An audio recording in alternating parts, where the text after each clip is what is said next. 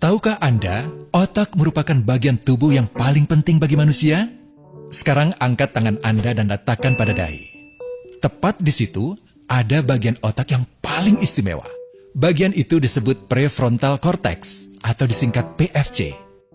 Menurut peneliti otak Jordan Grafman, PFC ini hanya ada pada otak manusia, sehingga membedakan kita dengan binatang. Bagian ini diciptakan dan dirancang khusus oleh Tuhan supaya manusia mampu memilih dan memiliki etika.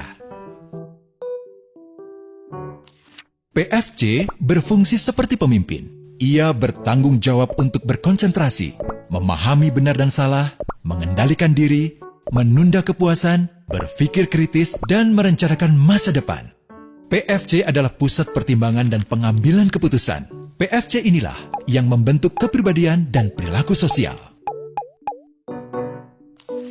Sayangnya, PFC adalah bagian otak yang paling mudah mengalami kerusakan. Jika PFC rusak, maka kepribadian orang bisa berubah. Rusaknya PFC bisa disebabkan oleh benturan fisik, bisa juga oleh zat kimia, seperti narkotika, psikotropika, dan zat adiktif atau nafsa. Dan ternyata penyebab paling merusak juga pornografi, yang disebut narkolema, narkotika lewat mata. Bagaimana pornografi mempengaruhi otak dan pikiran kita? Adi, remaja 12 tahun, melihat gambar di TV yang menjurus ke porno. Awalnya, ia merasa kaget dan jijik. Ini karena sistem limbik di otak Adi menjadi aktif. Sistem limbik mengatur emosi juga keinginan makan, minum, dan berhubungan seksual. Sistem limbik ini kemudian mengaktifkan zat kimia otak bernama dopamin. Dopamin memberi rasa senang, penasaran, sekaligus kecanduan.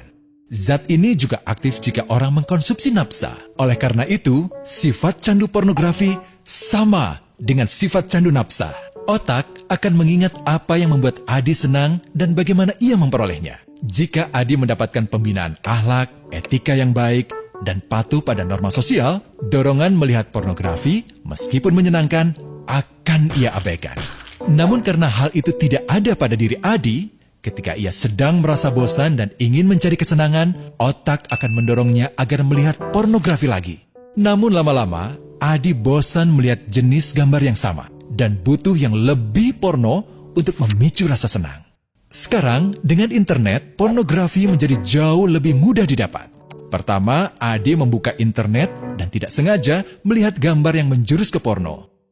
Berikutnya, ia sengaja membuka lagi untuk melihat yang lebih porno. Awalnya melihat yang sedikit terbuka, lama-lama semuanya terbuka. Awalnya melihat 1 menit, lama-lama 1 jam. Adi mengalami kecanduan pornografi. Bagaimana kerusakan PFC akibat kecanduan pornografi? Secara alamiah, dopamin dialirkan dari sistem limbik ke PFC. Orang yang kecanduan pornografi akan mengalirkan dopamin secara berlebihan sehingga membanjiri PFC.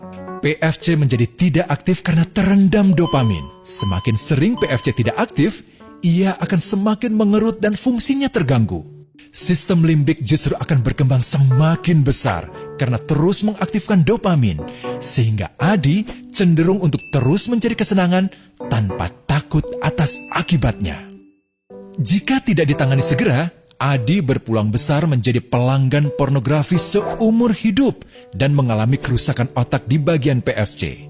Awalnya, ia akan kehilangan konsentrasi, penurunan kemampuan menimbang benar dan salah, serta berkurangnya kemampuan mengambil keputusan.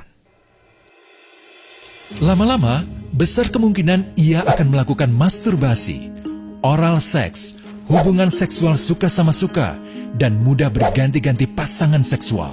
Pernikahan dianggap tidak penting. Pasangan dianggap hanya sebagai objek seksual semata, cenderung merendahkan derajat dan kehormatan lawan jenis. Selera hubungan seksualnya pun tidak sehat dan seenaknya, kasar sampai tega memperkosa. Manusia jadi tidak ada bedanya dengan binatang.